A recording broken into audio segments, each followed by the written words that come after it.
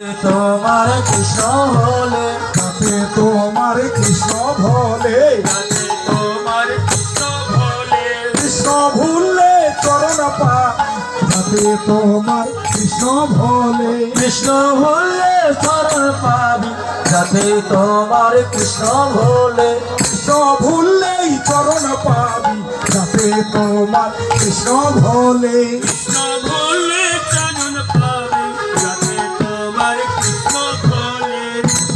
আনা পরে সেই ও কালে ও সুন্দরী, বসিয়ানা পরে সে কালে ও সুন্দরী, কাচলি পরিয়া ভিতরে না ও তার, কাজলি পরিয়াহার ভিতরে রাখিনি তার, কাচলি পরিয়া ভিতরে রাখো তার, কাজলি পরিয়াহার ভিতরে রাখো তার। খুশিয়ানা পরে সেই ও কালে ও সুন্দরী, ফিরে যেন থাকে তোমার গলে ও সুন্দরী, ফিরে যেন থাকে তোমার গলে ও সুন্দরী। ফিরে যেন থাকে তোমার গলে ও সুন্দরী।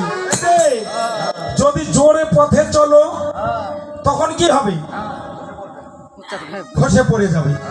তাই একটু আগে থেকে একটু অভ্যাস করবি। হ্যাঁ, শাড়িখানা সুন্দর করে বাঁধবি। আমরা কীর্তন করি না, দেখো তো মাথায় মাথায় একটা কাপড় কিন্তু আমার বাঁধা আছে। কেন বাঁধা আছে?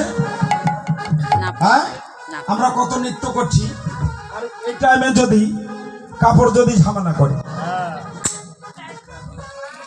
তাহলে মানুষ কিন্তু হাসবে, গাইবান্ধার কীর্তনিয়া ধুতি খুলে গেছে, হাইবে চমৎকার মতো। তাই না? ওই জন্য আমরা আগে থেকে সাবধান।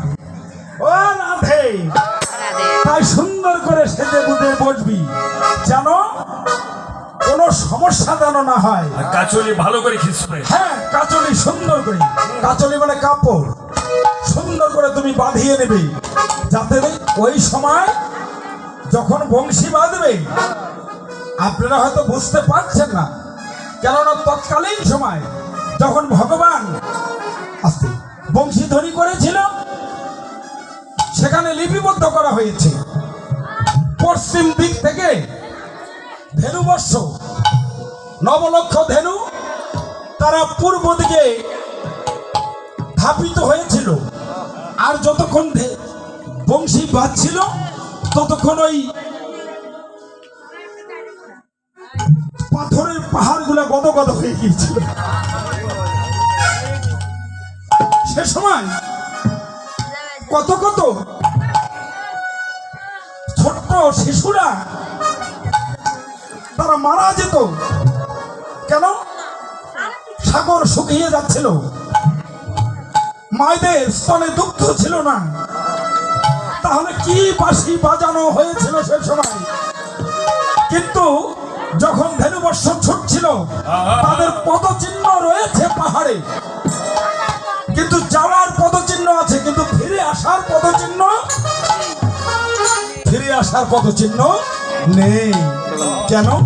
যখন বাঁশি বাজিয়েছিল তখন ওই ধেনুবর্ষ সবাই অনুরাগী হয়ে ধাপিত হয়েছিল, তাই পদচিহ্ন রয়েছে পাহাড়ে, অথচ পাথরে। কিন্তু যখন এরা চলে গেছে তখন বাঁশিখানা বন্ধ হয়ে গেছে। আবার ওই গদগদ পাহাড়, পাথরের পাহাড়গুলা আবার শক্ত হয়ে গেছে, তাই যাওয়ার পদচিহ্ন আছে। আজ পর্যন্ত যাদের বাবা মা যারা চলে গেছে ঠাকুর দাদা, তাদের যাওয়ার পদচিহ্ন আছে, কিন্তু ফিরে আসার পদচিহ্ন নেই। হরিবল হরিবল। তাই তুমি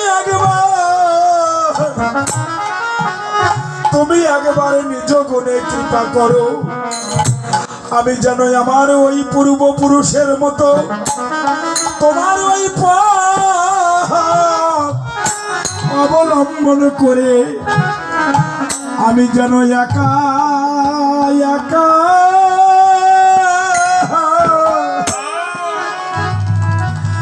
আমি যেতে যেতে পারি, আমি জানো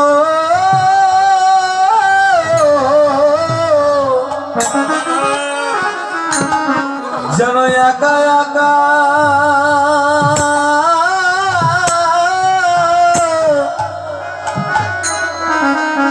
ওগো যেতে